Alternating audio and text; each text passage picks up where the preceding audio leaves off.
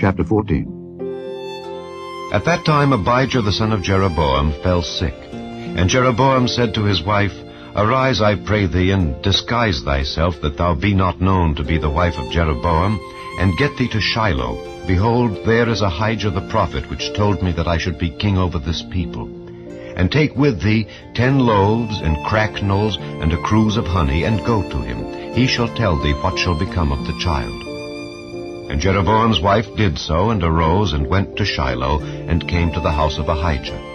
But Ahijah could not see, for his eyes were set by reason of his age. And the Lord said unto Ahijah, Behold, the wife of Jeroboam cometh to ask a thing of thee for her son, for he is sick.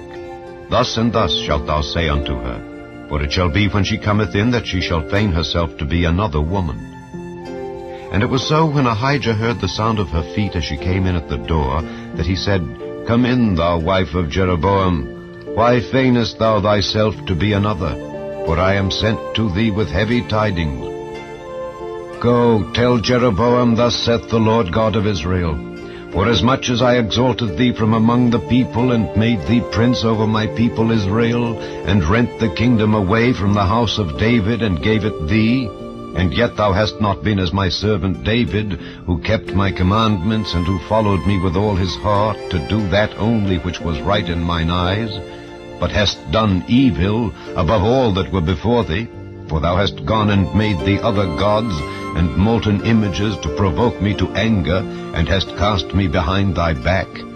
Therefore, behold, I will bring evil upon the house of Jeroboam, and will cut off from Jeroboam him that pisseth against the wall, and him that is shut up and left in Israel, and will take away the remnant of the house of Jeroboam, as a man taketh away dung, till it be all gone. Him that dieth of Jeroboam in the city shall the dogs eat, and him that dieth in the field shall the fowls of the air eat, for the Lord hath spoken it. Arise thou therefore, get thee to thine own house, and when thy feet enter into the city, the child shall die. And all Israel shall mourn for him and bury him. For he only of Jeroboam shall come to the grave, because in him there is found some good thing toward the Lord God of Israel in the house of Jeroboam. Moreover, the Lord shall raise him up a king over Israel, who shall cut off the house of Jeroboam that day. But what? Even now. For the Lord shall smite Israel as a reed is shaken in the water, and he shall root up Israel out of this good land which he gave to their fathers, and shall scatter them beyond the river, because they have made their groves, provoking the Lord to anger. And he shall give Israel up because of the sins of Jeroboam, who did sin, and who made Israel to sin. And Jeroboam's wife arose and departed, and came to Tirzah. And when she came to the threshold of the door, the child died. And they buried him, and all Israel mourned for him, according to the word of the Lord which he spake by the hand of his servant Ahijah the prophet. And the rest of the acts of Jeroboam, how he warred and how he reigned, behold, they are written in the book of the Chronicles of the kings of Israel. And the days which Jeroboam reigned were 22 years, and he slept with his fathers, and Nadab his son reigned in his stead. And Rehoboam the son of Solomon reigned in Judah. Rehoboam was 41 years old when he began to reign, and he reigned 17 years in Jerusalem, the city which the Lord did choose out of all the tribes of Israel to put his name there. And his mother's name was Naamah an Ammonitess.